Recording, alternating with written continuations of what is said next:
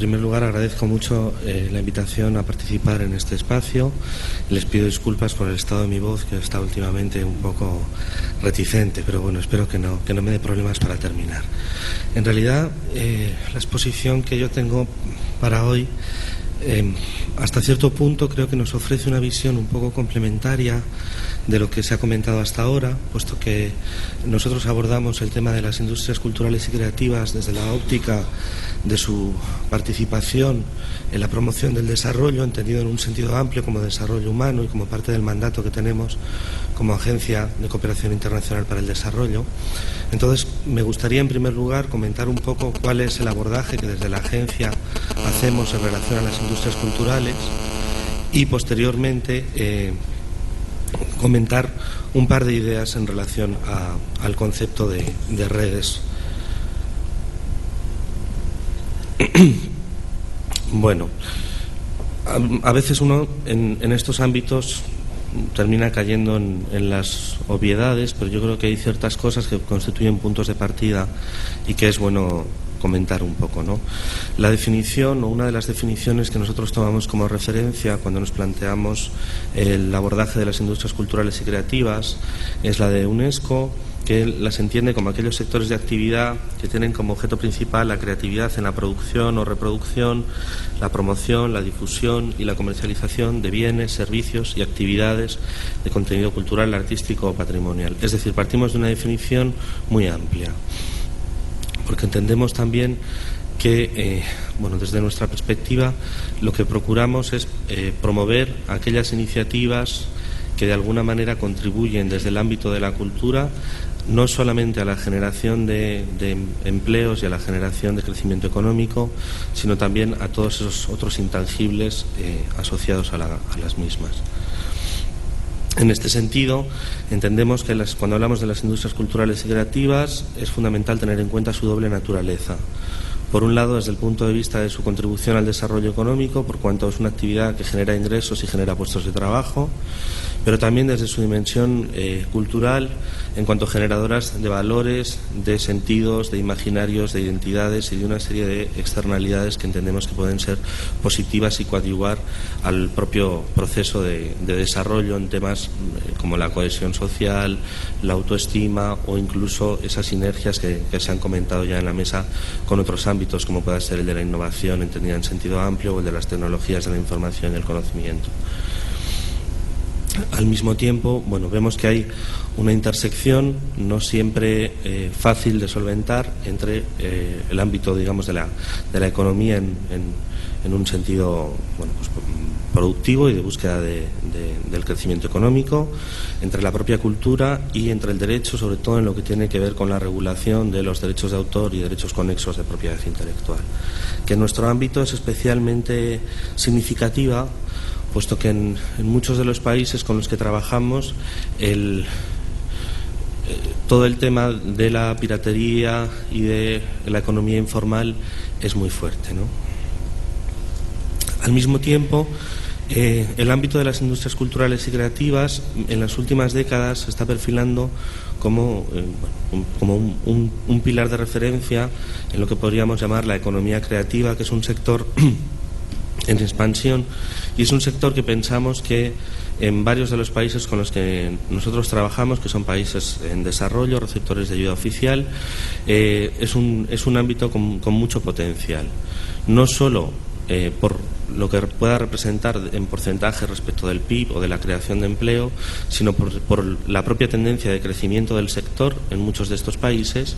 y también porque es un sector que a diferencia de lo que ocurre en otros ámbitos, permite aprovechar de una manera,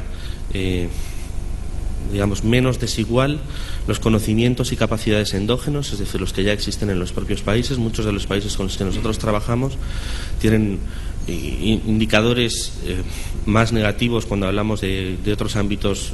desde el punto de vista de la producción industrial o incluso desde la propia prestación de los servicios. Sin embargo, son países ricos en cultura y pensamos que ahí hay una brecha que podría, un nicho que puede utilizarse para tratar de generar estos procesos de desarrollo.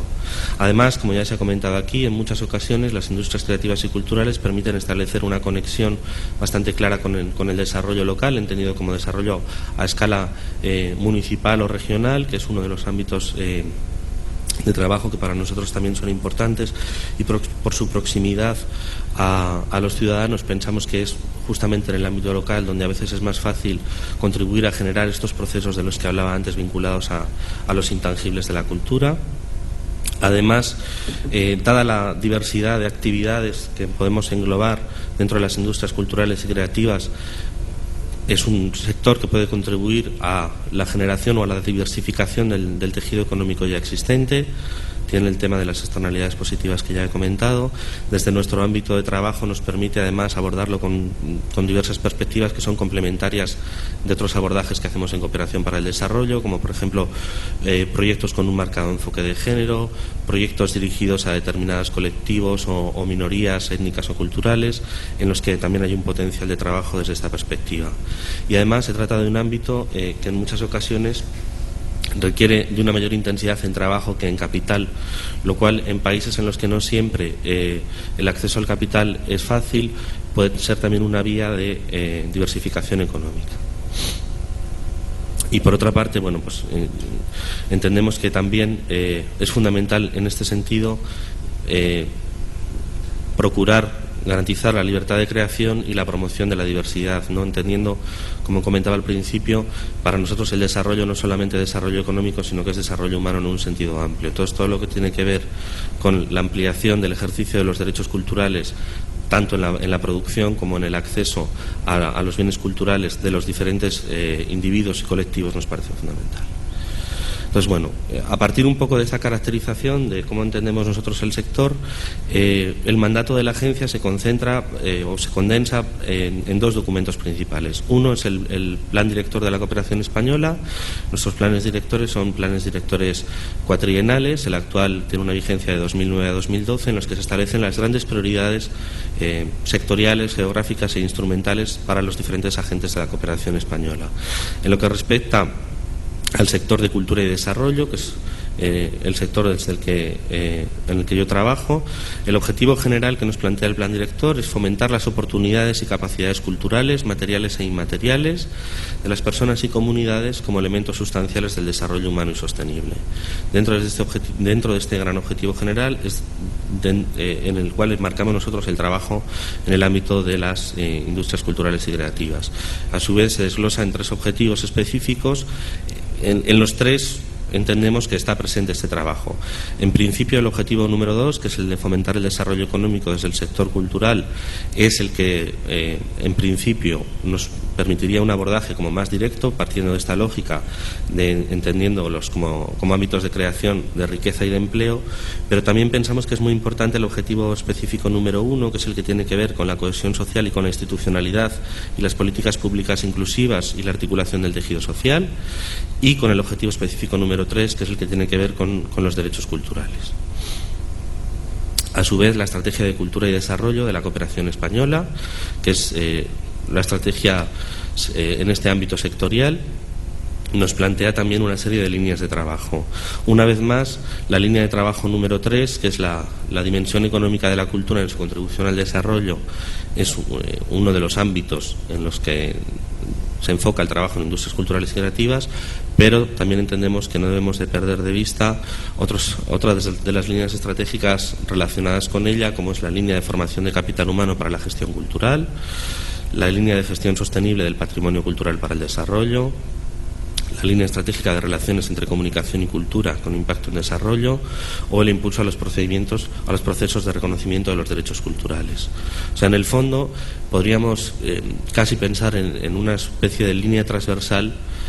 que estaría marcando nuestro trabajo en el ámbito de las industrias culturales y creativas, a pesar de que cuando enfatizamos su contribución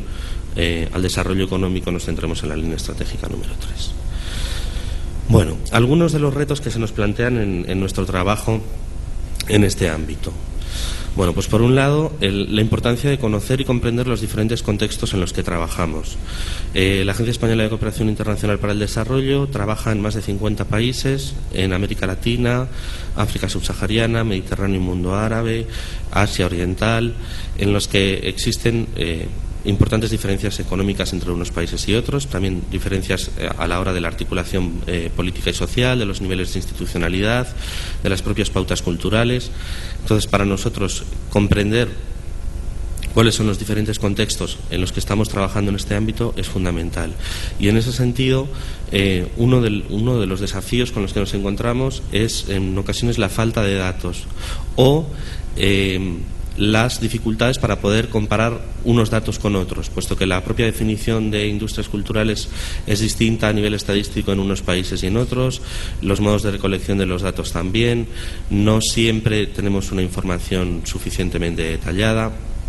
Entonces, esto también, cuando nosotros nos planteamos hacer los análisis para poder, bueno, a partir de un diagnóstico en el que plantearnos las intervenciones, no siempre es fácil, ¿no?, de conseguir. Y es una de las líneas de trabajo en las que hasta ahora venimos contribuyendo, ¿no?, al fortalecimiento de estos sistemas para la recolección de la información. También nos encontramos con que es un ámbito en el que hay una multiplicidad de actores y una gran diversidad de intereses. Tenemos desde empresas consolidadas y de tamaño mediano y grande en varios de los países en los que trabajamos, por ejemplo en el sector editorial o en el sector audiovisual, y al mismo tiempo también con la existencia de un gran número de pequeñas e incluso microempresas, muchas veces incluso de lo que en el ámbito español llamaríamos autónomos, que están trabajando en este ámbito, y también nos interesa,